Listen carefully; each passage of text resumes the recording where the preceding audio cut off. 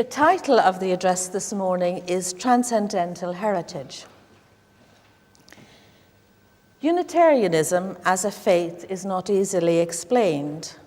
It is usually described in negative terms. We don't believe in the concept of God as Trinity. We don't have a creed. There is no dogma in this church. The roots of the denomination are in Christianity. We may call ourselves liberal Christians. However, mainstream Christians often disown us. The nonconformist settlers who came to Dublin in the mid-1600s and founded the original Unitarian congregations believed that the Reformation was not radical enough. They were Puritans. There was a strong Calvinistic influence in early Unitarianism. Today, Unitarians are liberals. We are so liberal that Unitarianism is sometimes called a feather bed for fallen Christians. The changes that took Unitarianism from its early Calvinistic influences to the modern-day liberal faith that Unitarianism is, a faith that emphasizes the inherent goodness of humanity, it's due in large part to the influence of the Transcendental movement. The Transcendental Club was formed in Boston in 1836. Many of the founding members were Unitarian ministers. The names associated with the Transcendental movement make an impressive reading list: Ralph Waldo Emerson, Theodore Parker,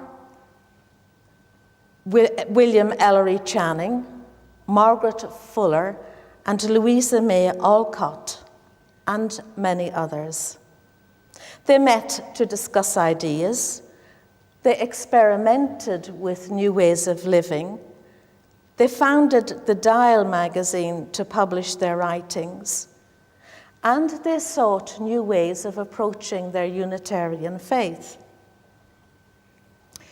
The Transcendentalists were reacting against Calvinistic pessimism, and at the same time, they were responding to theories of philosophical materialism that were becoming popular then.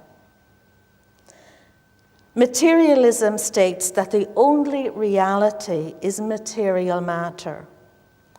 Only the things we experience through our five senses are real.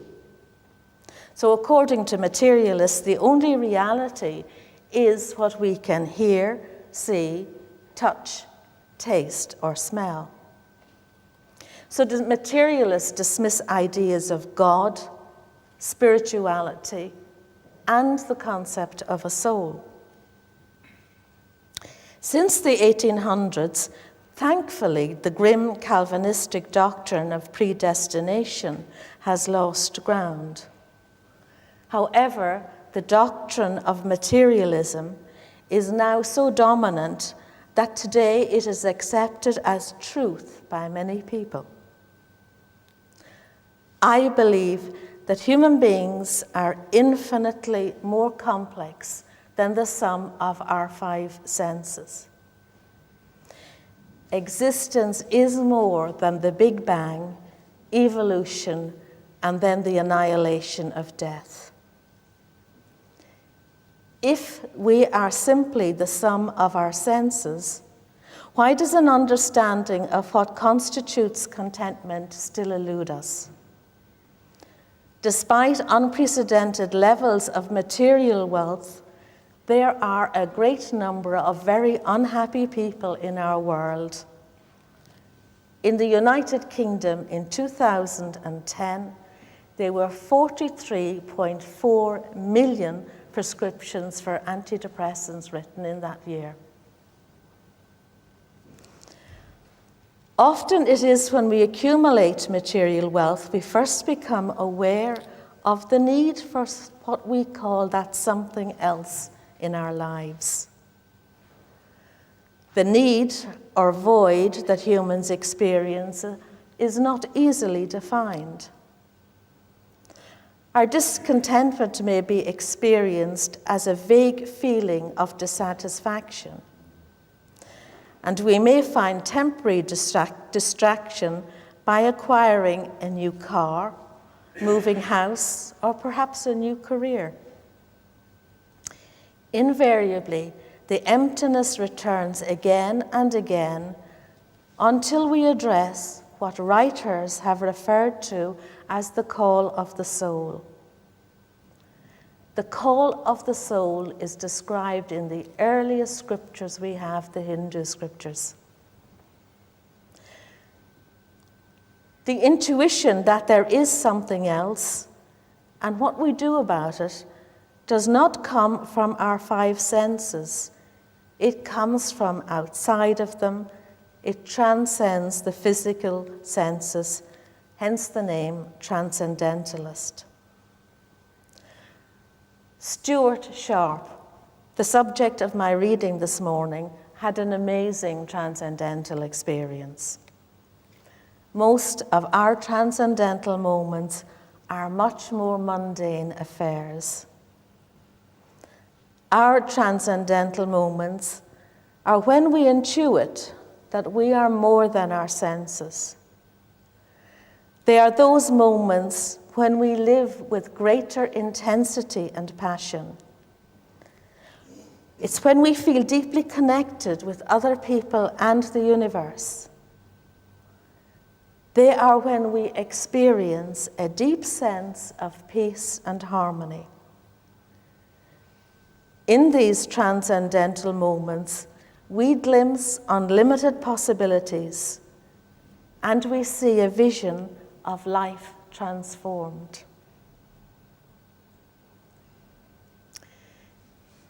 People respond to the call of the soul in different ways. Some become socially active. Some may take up meditation. Others may return to the religion of their upbringing, and others may seek out a new spiritual community. There are many religious paths, and all of them lead to God. Unitarians claim no monopoly on truth. We are honest seekers. We try to keep ourselves open to every breath of inspiration that God sends. The Transcendentalists brought fresh thinking to Unitarianism, and many of their beliefs are incorporated into our beautiful stained glass window at the front of the church. They believed in equality for every human, irrespective of class, ethnicity, or gender. Transcendental ideas of equality and dignity for all people are beautifully captured in that window. With the exception of Jesus, all the main figures are the same size. The blacksmith at the forge, the woman caring for the children, the guardian of truth, the scientist in the laboratory, they are all equal. Unitarians believe that truth is never threatened by knowledge or by the use of reason. Intelligence is one of God's greatest gifts. We do not park our reason outside when we come into the church. This church is probably unique in that Galileo is honored in our window. And according to the Transcendentalists, every person had a duty to pursue lifelong knowledge and learning.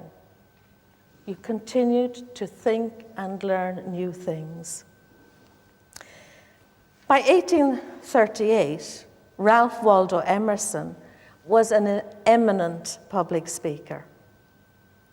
His alma mater, Harvard Divinity College, invited him to address the divinity students at their year-end ceremonies. It was expected that he would congratulate the students on their exam results and wish them well in their new careers.